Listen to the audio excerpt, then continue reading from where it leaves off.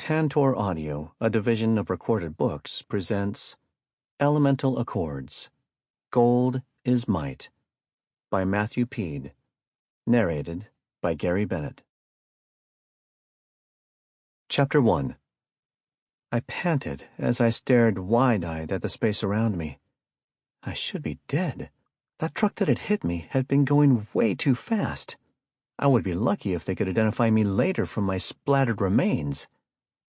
That served to raise the question of why everything was frozen around me. On discovering this, I also realized that the color appeared to have been drained from the world, leaving everything a strange grayscale. Welcome. I must say you are quite lucky. Or is it unlucky? A booming voice sounded in my ear. Who are you? What's going on? I demanded, looking around for the source of the voice, though I could only move my eyes, a strange sensation that nearly distracted me from the issue at hand. Me? Well, I am whoever I want to be, the voice said, changing tone. The little girl on the street next to me turned her head in an unnatural fashion. I can be here. Then the man in the car at the red light looked at me. Here. My reflection in the mirror of another car moved, though I hadn't budged a muscle. Even this is within my power. So, are you God? I asked.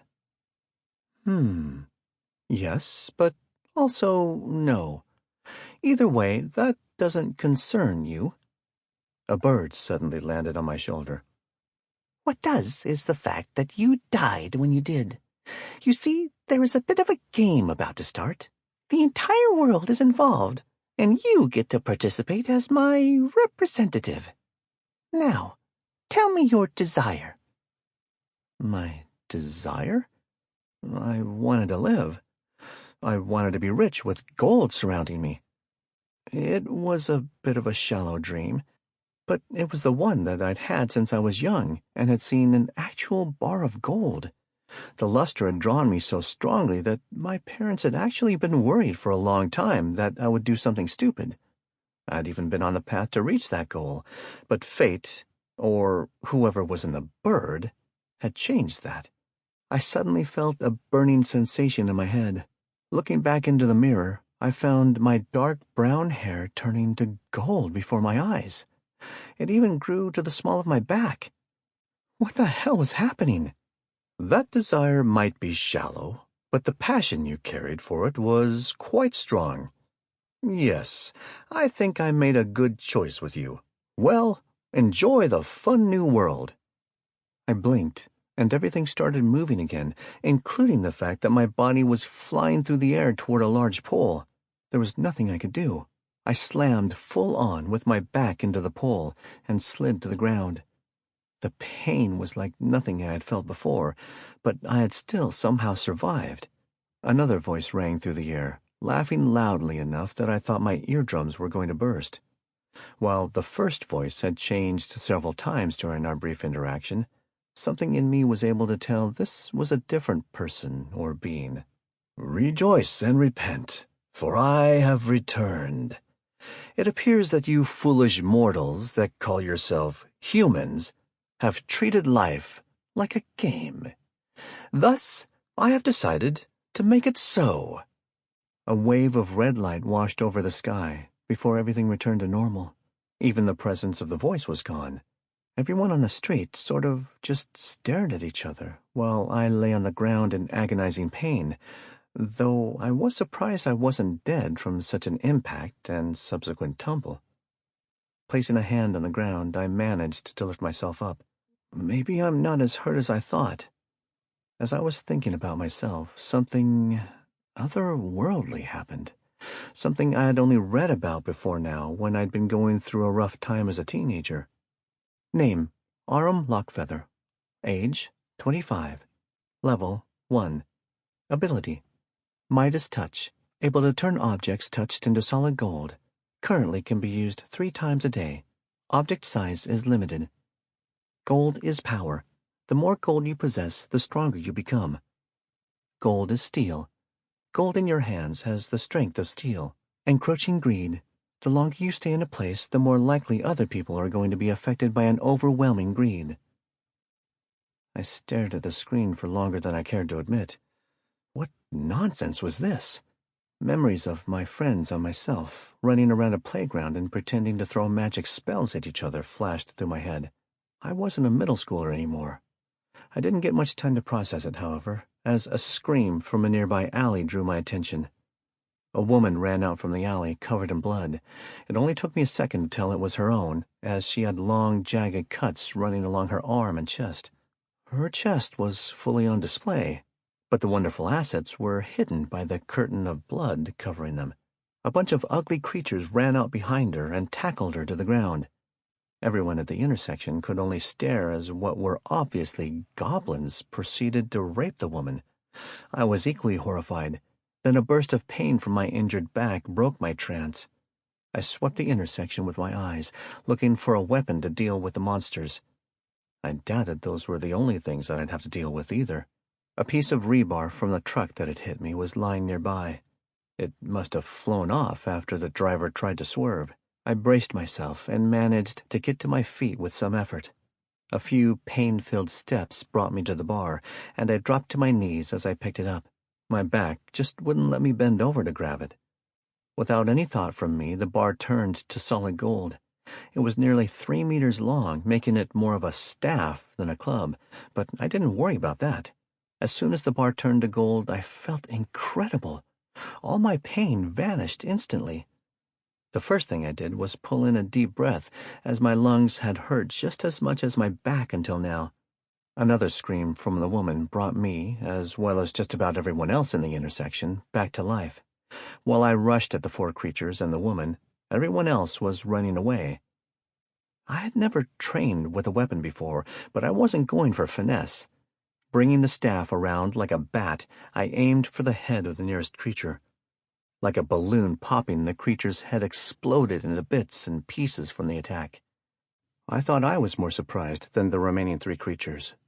They made a disgusting screeching scream and abandoned the woman to attack me. I barely managed to block their insane claw swipes with the staff. As I stumbled from one of the swipes, the creature managed to cut my leg. The pain fueled my own swing, and I sent the creature flying through the air after hitting its chest. The thing exploded on the wall of the building. Not stopping the swing, I spun in place like I had when I played with sticks as a child and managed to crack a third one near the waist. Its body twisted in a horrible fashion and it dropped to the ground. The last creature decided to cut its losses and started running down the alley. I took aim as best I could and threw the golden rod like a javelin. That was a mistake. I managed to impale the creature, but as soon as the staff left my hand, all my strength vanished. Not only did my pain come back, but the wound on my leg flared to a higher level. Fuck! I dropped to the ground next to the woman, who was staring off without any focus in her eyes. I belatedly realized that she wasn't breathing, either because the creatures had given her a new wound, or because of the first one she'd received. She had bled out. Double fuck. I rolled over onto my back when another window popped up. See? A new and fun world. Either way, congratulations. You were one of the first to manage to kill one of God's monsters, at least on purpose. Take a reward. Gold is health. When you possess gold, your body will heal. With enough gold, even limbs can be regrown. Gold is death. When your gold touches an enemy, expend mana to deal increased damage. Amount of mana spent equals how much damage you deal. I groaned at the screens, then swiped them out of the way. Looking down the alleyway, I estimated I was nearly 30 meters from the golden staff. It would take several minutes to crawl that distance in the state of pain I was in. A glint from the woman's body drew my attention, and I saw a golden necklace. I hesitated for a few seconds, but an explosion from somewhere in the distance made up my mind. I reached out and took the necklace, praying it was real. I felt a small surge of energy and sighed in relief. Thank you. I'm sorry that I couldn't save you, and will try to remember you.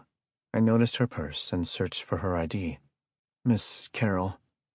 I bowed my head for a few seconds, but screams and yells told me that it wasn't safe to linger much longer. With the necklace, I was barely able to stand. Dragging my body to the alley, I retrieved the staff, and my previous strength filled me like a spring deep inside. As I stared at the blood-covered staff, only one thought was in my mind. If I wanted to survive whatever hell this was, I was going to need more gold. Looking around, I didn't see any immediate danger, so I leaned against the wall and quickly checked my phone. I was surprised there was still signal and internet.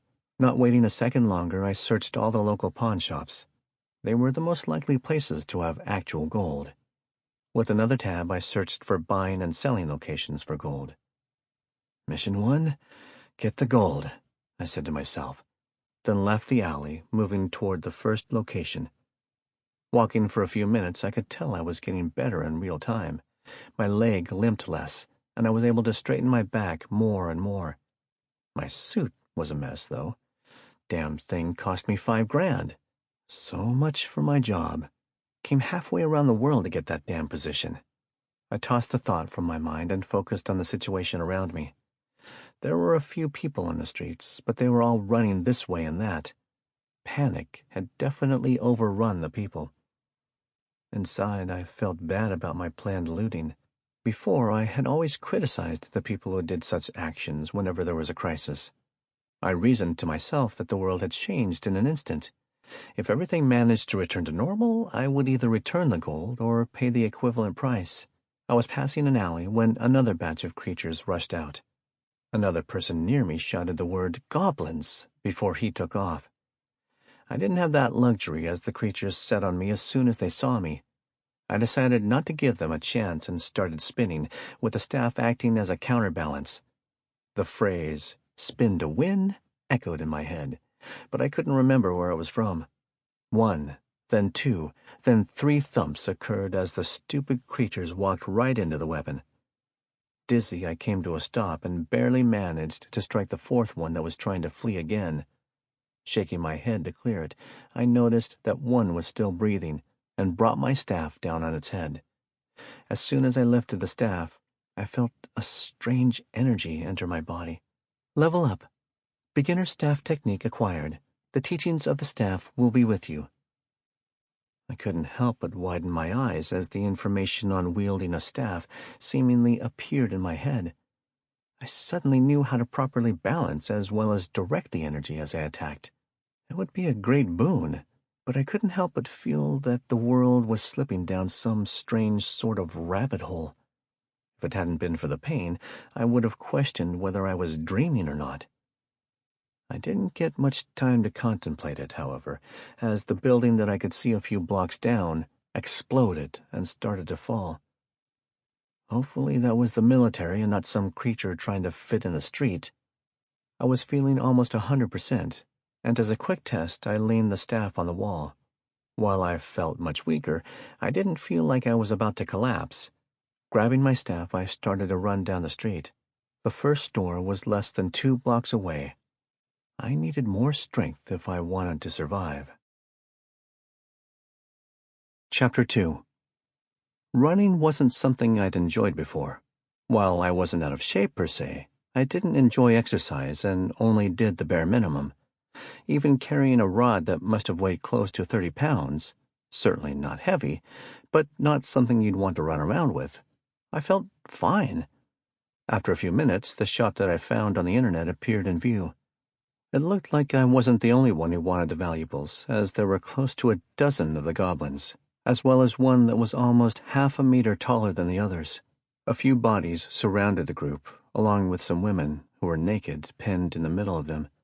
Even from my spot a few dozen meters away, I could tell they were no longer breathing. I hurriedly ducked into an alley before they saw me. I had managed to take on 4, but the first time had been while they were occupied, while the second had been more of a surprise. Taking on a dozen of them at the same time would be suicide.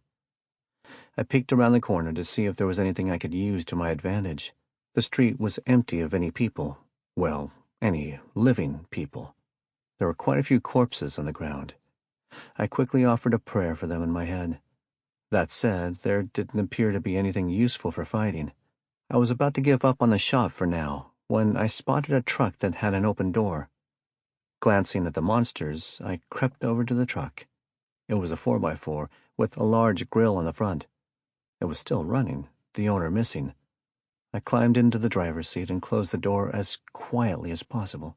Putting the truck into drive, I slammed my foot on the accelerator as I aimed at the group of goblins. The screech I'd heard a few times went up as they scrambled to get out of the way. I opened the driver's door to add some more width to the truck as it collided with the group.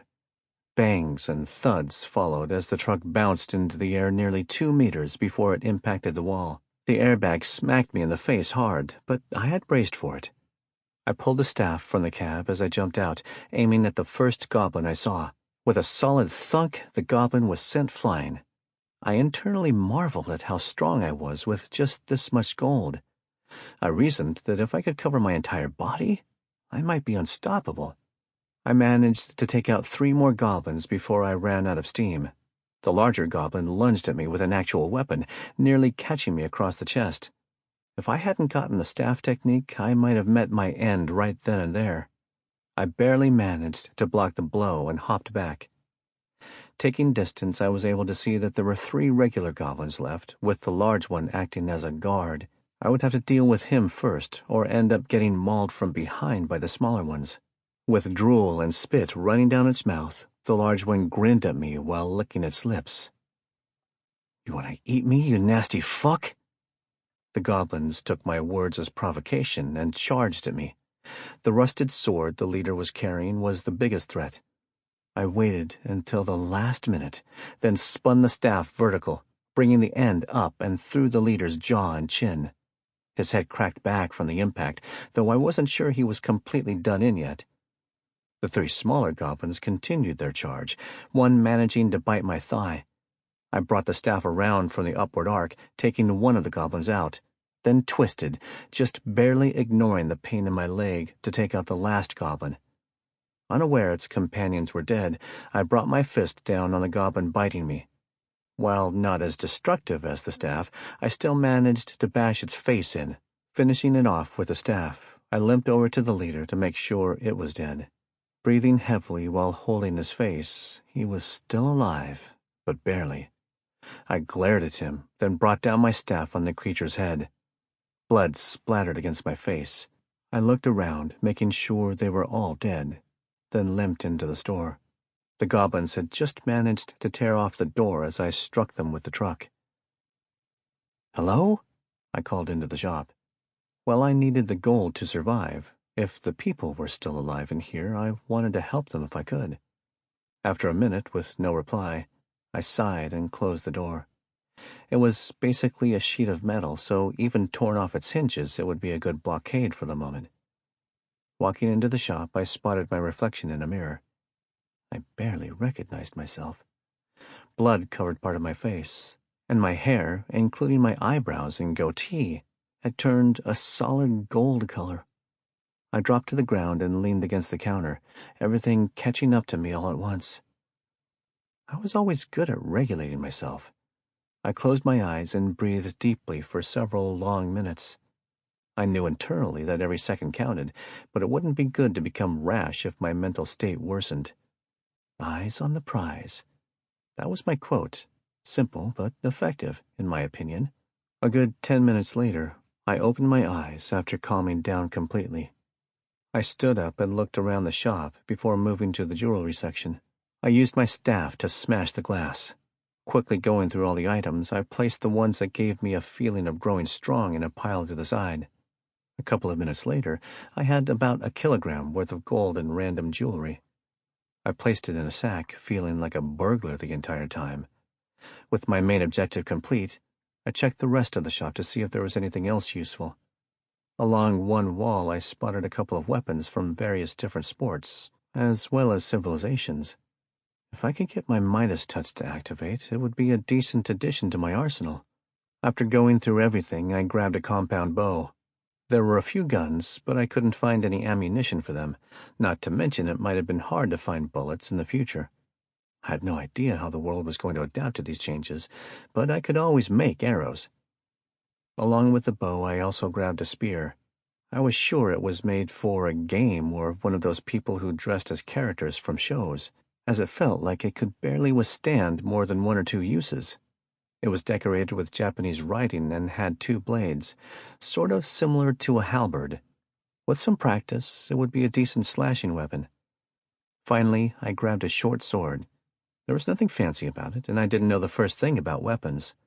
The blade was about the width of my palm and under 1 meter in length. It was plain and simple. This had a few Chinese characters on it. I was glad that I had taken courses on both languages in college.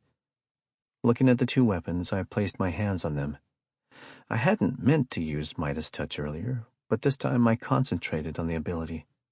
A moment later, I felt my strength drain, then return in a massive wave as the energy left me. Then my stamina returned in relation to the newly turned gold.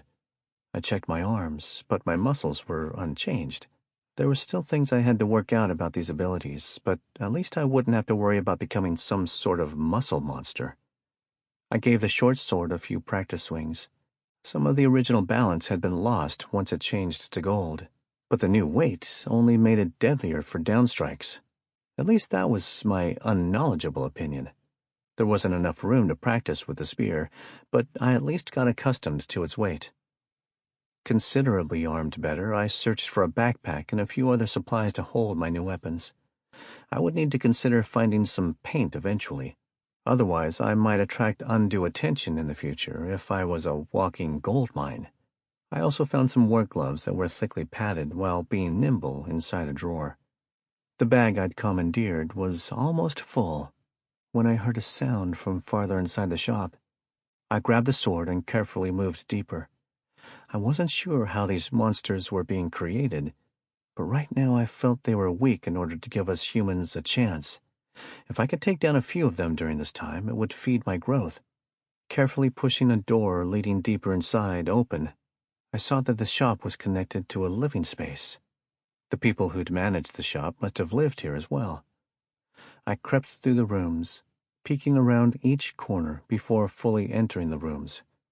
Soon I was at the last bedroom and hadn't yet found anything. I was starting to think it had been my imagination when I heard a thump from the wardrobe. I angled my sword at the furniture, then carefully moved forward. With a yank, I pulled the doors open, only for a girl to fall out. She nearly screamed, but I shot forward and wrapped my hand around her mouth. "Quiet! You'll bring the creatures here." I stared into her eyes, not blinking or looking away. It took a minute, but she finally calmed down and nodded. I gently pulled my hand away and took a step back. I had to suppress a groan, as I'd accidentally left red marks over her face from my hand. I'd need to practice with my strength later, or I might kill someone I didn't intend to. She was probably 16 or 17. Of Asian descent, she was very pretty, with solid black hair and black eyes. I'd always enjoyed the Japanese's facial structure. "Who are you?" she asked, with tears in her eyes. I sighed and crouched down so we were on the same eye level. She was dressed in a hoodie and baggy pants, making her look even younger as she looked at me with wet eyes. "My name is Aurum." "Like Aurum for gold?" she asked, tilting her head to the side. I laughed, surprised she knew it. Not many people did. Yes, my parents had a sense of humor, but not many people know that. You must be well educated. "Top of my class at the university."